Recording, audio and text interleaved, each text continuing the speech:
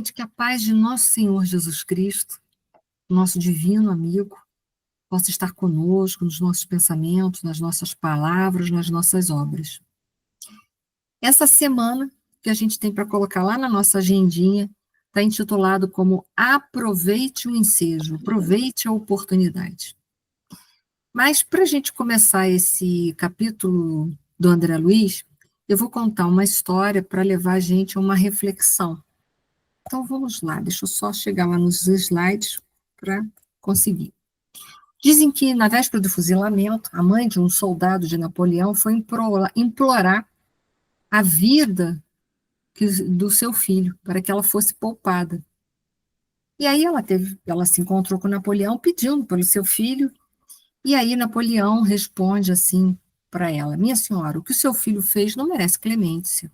E a mãe disse para Napoleão: eu sei, se merecesse, não seria verdadeiramente um perdão. Perdoar é a capacidade de ir além da vingança ou da justiça.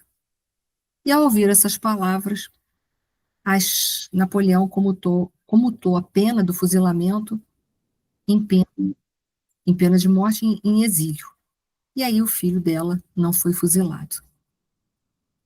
Eu estou contando essa história porque ela tem como um cunho, né, como uma lição, ela falar da clemência, do perdão, da misericórdia. E não é só para a gente pensar na clemência, na misericórdia, como algo só que a gente vai ofertar para uma outra pessoa, mas pensar como algo que nós precisamos ofertar a nós mesmos.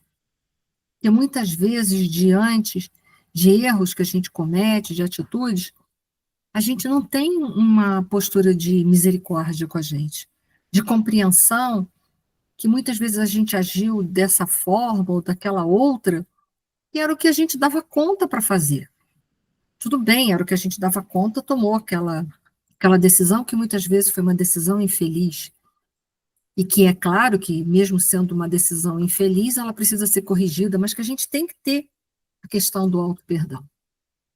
Na verdade, não é só um processo para a gente diante das nossas falhas, mas o auto-perdão também é um processo diante das falhas dos outros, que a gente acha que a gente tem que perdoar os outros, mas, na verdade, a gente que tem que se perdoar, porque a gente cria uma expectativa em cima das pessoas e quando elas não atingem as nossas expectativas, a gente fica ressentido e magoado com elas. Então, no fundo, a gente precisa se auto-perdoar, seja numa posição ou numa outra posição. Mas o processo é de auto-perdão. É compreender que somos falhos e precisamos da misericórdia dos outros, é compreender que somos falhos e, por sermos falhos, criamos expectativas em relação às pessoas que não correspondem à realidade delas. E que por isso que depois a gente sente ressentimento e mágoa. Ressentimento e mágoa por aquilo que nós criamos e não por aquilo que as pessoas criaram. Então, é uma reflexão que eu vou levantar e que levantei, e nós vamos chegar à lição do André Luiz, que é: aproveite o ensejo, aproveite a oportunidade. Não é o companheiro dócil que exige a sua compreensão fraternal mais imediata.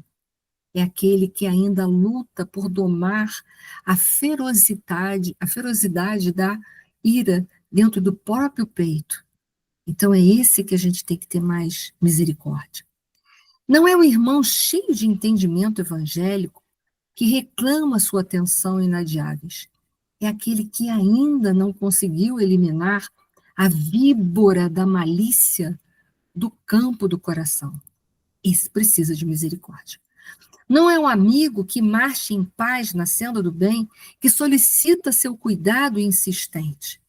É aquele que se perdeu no cipoal da discórdia e da incompreensão, sem forças para tornar ao caminho reto.